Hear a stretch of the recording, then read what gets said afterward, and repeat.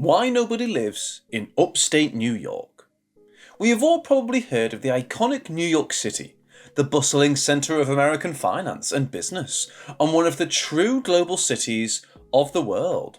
But what many of us do not know is that the state of New York, which is the fourth largest state in the United States, behind California, Texas and Florida, houses a whopping 62% of its population in just about 4% of its land, at the far southeast corner known as New York City, while the remaining 96% of the massive expanses of land are occupied by only 38% of the population.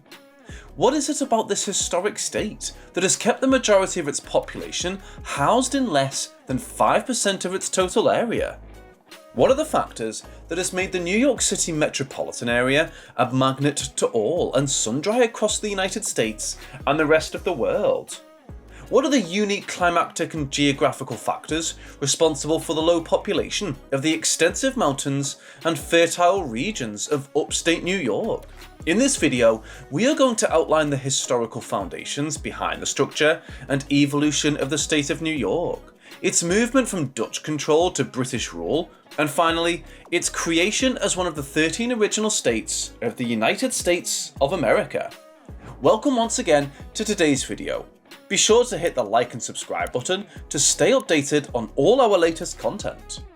The region which is today the state of New York has in the past gone by many names. Before the European invasion of the area, the landscape used to be under the control of a unique coalition of native tribes known as the Iroquois Confederacy.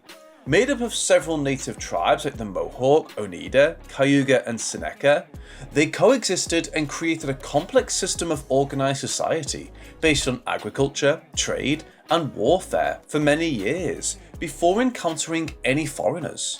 And even when they encountered the invading Europeans, they fought hard for many years to defend their territories and eventually created alliances with the colonists and invaders at some point in history.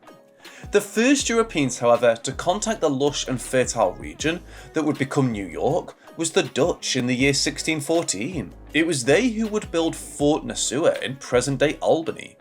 The territory was renamed New Netherland, while the present-day New York City area was first called New Amsterdam in 1624. But Dutch control in the area would not last for long, as in 1664 the British invaded the territories of New Netherland, overrun by British forces and renamed New York, while New Amsterdam was called New York City. During the period of the American Revolutionary War, the tribes of the Iroquois Confederacy were divided between support for the British forces and the colonist forces. The Mohawk, the Cayuga and the Seneca tribes remained loyal to the British forces, while the native tribes of Tuscarora and Oneida sided with the American colonist forces. Eventually, their decisions during the war proved to be a horrible mistake, as post-war treaties and governmental policies led to a loss of 80% of their lands in a devastating turn of events. Eventually, the New York City area would completely transform into an economic metropolis during the 1800s. The construction of the Erie Canals in 1820 would lead to massive infrastructural development and progress for the city, even seeing the exponential growth rate of over 120% in the New York City area. New York City would eventually become the first truly global city, as the economic boom would lead to huge waves of immigration of Europeans and Asians, all trooping into the city to take part in the economic activities and maximise the opportunities made available by the countless industrial facilities within the metropolis, leading New York City to become the wealthiest city in the entire world at the time. Looking away from the massive skylines of the New York metropolitan areas, let's take a look at the unique geography of the New York state, particularly the geographical makeup of upstate New York area that has played a role in the ever-dwindling population of the region. Behind the walls of the isolated regions of New York state are countless biological and geographical wonders, lush mountains and breathtaking forests and lakes scattered across the area. The northeastern part, which contains the Adirondack Mountains, a massive formation that forms part of the Canadian Shield, notable for Mount Macy, which has a shocking elevation of 5,343 feet above sea level. The Adirondack region is also home to the Adirondack Lakes, lush forest, and numerous wildlife. Southeast of Adirondacks is the Hudson Valley, a massive rock valley area extending from the tip of Manhattan to Albany, hosting the famous Hudson River, which has been a significant part of trade and commerce in New York State across history. Also located at the borders of the United States and Canada is the Niagara Falls, a beautiful natural wonder which doubled as one of the earliest demonstration and application of the hydroelectric power sources for electricity in the world. New York, despite not being a noted coastal state, surprisingly has a large coastline area due to the wealthy and densely populated Long Island. New York, according to NORA, has a total coastline of 2,625 miles. The climate of upstate New York and the coastal New York City have striking differences.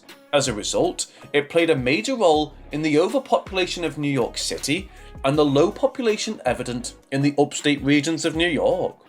Upstate New York experiences a more severe continental climate with colder winters and mild summers. Meanwhile, New York City enjoys a more coastal climate, and although it can also become very cold in the city area, it is still not as severe as it is in the upstate regions. Harsher climates has always caused people to favour more areas with coastal climate. This seems to be the case with New York City and the upstate regions, as the city location is situated in a livable and perfect area for development and growth.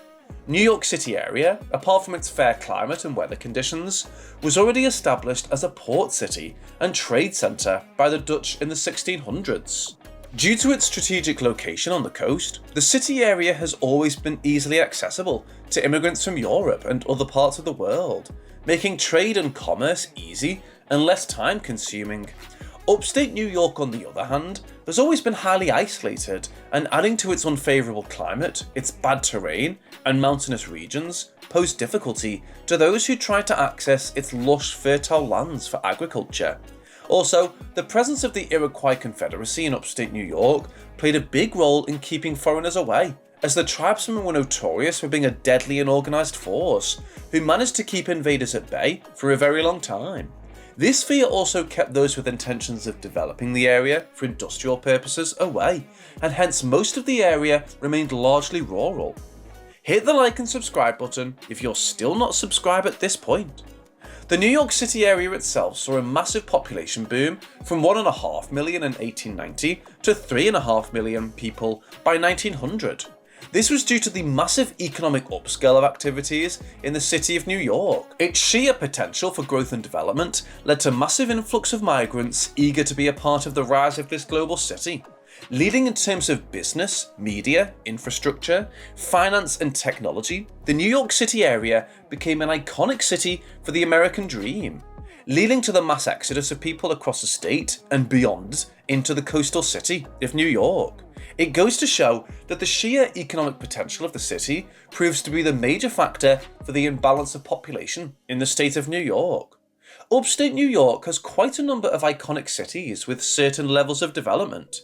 The Erie Canal saw the rise of various cities with industries, social infrastructures, and facilities, but its level of growth has been far exceeded by New York City, which most people still see as a haven for opportunities and employment. Still, cities like Rochester, Albany, and Boston still possess thriving economies, although nowhere near the scale of New York City, which today contains a population of 8.8 million people in the New York City area alone, and a massive 19.2 million people in the entire New York metropolitan area.